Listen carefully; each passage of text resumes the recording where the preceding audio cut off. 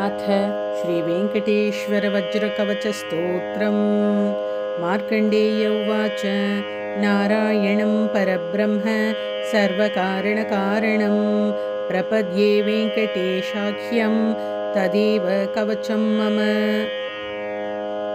सहस्रशीर्षा पुरुषो वेङ्कटेशः शिरोवतु प्राणेशः प्राणनिलयः प्राणान् रक्षतु मे हरिः।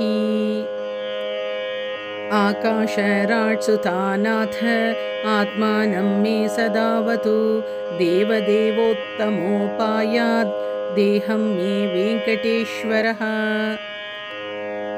सर्वत्र सर्वकालेषु मङ्गाम्बाजानिरीश्वरः पालयेन्मां सदा कर्म साफल्यन्नः प्रयच्छतु।